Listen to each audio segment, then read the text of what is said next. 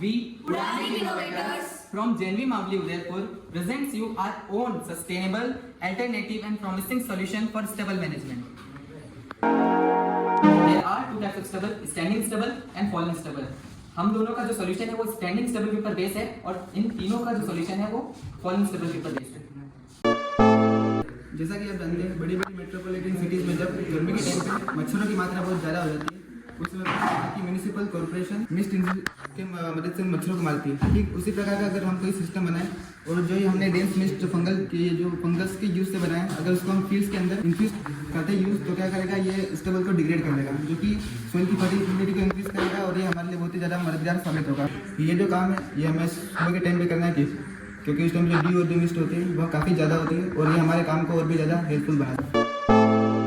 Stubble management के लिए हमारा एक और सॉल्यूशन है माइकोमैट्स। माइकोमैट्स एक मैट की तरह है जो हमें स्टबल के ऊपर ऐसे डालना है और पानी छिड़कते ही इसके अंदर फंगस लग जाते हैं, जैसा कि आप देख सकते हैं। ये मिट्टी में अपने आप डिकम्पोज हो जाते हैं। इनको किसानों को अलग से किसी प्रकार का खाद डालने की जरूरत नहीं है। जलाने के बजाय इस माइकोमैट का इस्तेमाल करके हम ज्यादा अच्छे से एक तो सॉइल को न्यूट्रिएंट प्रोवाइड कर सकते हैं और फॉलिन स्टबल काफी ज्यादा थिक होता है, उसको हम अपने सॉल्यूशंस में यूज करने से पहले उनको श्रेड करने की ज्यादा जरूरत पड़ती है ताकि वो एक घास के फॉर्म में आ सके।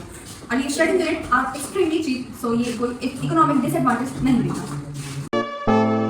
जैसे कि हमने अक्सर देखा है, साल में जब गणेश चतुर्थी या फिर दुर्गा पूजा जैसे मेजर फेस्टिवल्स मनाए जाते हैं तो उस टाइम जो आइडल्स हम यूज करते हैं वो है प्लास्टर ऑफ पेरिस आइडल्स। विसर्जन के बाद ये सीवियरली इफेक्ट करते हैं हमारे रिवर इकोसिस्टम्स को। हमारे शास्त्रों में ऐसा लिखा है कि जब भी हम कोई फेस्टिवल मनाते हैं हमें अपने पर्यावरण को सबसे उच्च स्तर पर रखना चाहिए, बट आज के समय में हम पीओपी आइडल्स को ज्यादा मान्यता देते हैं। इस चीज को अवॉइड करने के लिए हम एक सोल्यूशन लेके आए, वो है स्टबल शक्ति इको देवता। ये बिल्कुल ही प्लास्टर ऑफ पेरिस आइडल्स जैसे है बट एक ट्विस्ट के साथ। ये फुली इको फ्रेंडली आइडल्स हैं और इमर्शन के बाद ये जीरो पॉल्यूशन कॉज करेंगे।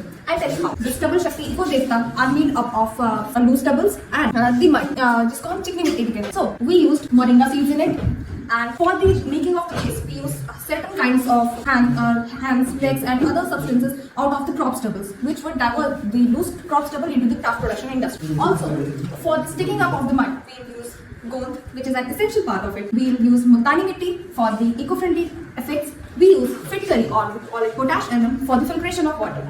Also we use moringa seeds because when we submerge the idols made up of crop stubbles actually deoxygenate the water. To build up the oxygen again in the water bodies, we use moringa seeds. Also the seeds of certain plants which are aquatic can be used in this. So our idol is fully eco-friendly and will cause zero damage. और ये हमारे local art में भी helpful रहेगा और हमारे eco friendly देवता है जो कि मिट्टी से बनाए जाते हैं। तो हम देखते हैं कि ये रिवर प्लेन में जाके हाई सेडिमेंटेशन को कोज करते हैं, तो इससे हमारे रिवर प्लेन के आसपास जो प्लेन एरियाज होते हैं वो वहाँ पे ज्यादा चांसेस रहते हैं फ्लड आने के। तो इसी के लिए हमारा सोल्यूशन है कि इनको जो है स्टबल और चिकनी मिट्टी के थ्रू बनाया जाएगा, जिससे ये रिवर बैंक में जाके लेस सेडिमेंटेशन को कोज करेंगे और उससे हमारे रिवर बैंक में जो फर्टिलिटी होगी तो वो उसको मेंटेन रखेगा और ये पूरी तरीके से बायोडिग्रेड हो जाएगा। आज मैं आप सभी को हमारे इनोवेटिव प्रोजेक्ट ब्रीजली के बारे में बताना चाहूँगी। तो फंडामेंटली ब्रीजली एक ऐसा सेटअप है जो कि ड्राई समर्स में रूम टेम्परेचर को लो करने के लिए यूज आता है। तो बेसिकली देखा जाए तो हमारे इंडिया के नदर स्टेट्स है राजस्थान, गुजरात, यूपी, बिहार, पंजाब, हरियाणा, वो एक्सट्रीम हॉट समर्स एक्सपीरियंस करते हैं। अगर हम इस सेटअप को किस तरह यूज करेंगे तो पहले हम हमारे रूम की ऐसी विंडो आइडेंटिफाई करेंगे जहाँ पर सबसे ज्यादा लो एंटर होती है। तो उस जगह पर उस विंडो के ऊपर हम इस क्रॉस स्टबल मैट को लगा देंगे और उसको एक पाइप से कनेक्ट कर देंगे। तो उसको हम एक पाइप से कनेक्ट कर देंगे जिससे कि इसमें पानी का फ्लो बना रहे। तो इस इवोपोरेशन कॉजेस कूलिंग की वजह से बाहर से जो एंटर होने वाली जो लू होगी इसके अंदर आने से पहले इवोपोरेट हो जाएगी और बाहर से आने वाली जो हॉट एयर होगी वो मतलब रूम में आने से पहले ठंडी हो जाएगी और पूरे रूम को बैलेंस टेम्परेचर को मैनेज करेगी। तो प्रेफरेंसेस के हिसाब से देखा जाए तो मार्केट में जो लोगों की जो टेस्ट है प्रेफरेंसेस है वो खस को ज्यादा यूज करते हैं। तो इसका सॉल्यूशन ये कि इस जो क्रॉप स्टबल है उसकी जो वाटर होल्डिंग कैपेसिटी है वो सबसे ज्यादा होती है, इसलिए हमने क्रॉप स्टबल को यूज किया। तो इकोनॉमिक सेंस में देखा जाए तो अगर बड़ी बड़ी कंपनियां इसको लेने लग जाए तो ये फार्मर के लिए बहुत ज्यादा इको फ्रेंडली हो जाएगा और पॉकेट मनी भी इससे वो बढ़ा सकता है। अगर फॉरेन मार्केट में देखा जाए तो हमारे वर्ल्ड के जो साउथ अफ्रीकन डेजर्ट रीजन और अरेबिक रीजन है उसमें भी अगर हम क्रॉप स्टबल को एक्सपोर्ट करने लग जाए तो ये हमारे नेशनल इनकम में भी बहुत बड़े लेवल पे कंट्रीब्यूशन कर सकते हैं।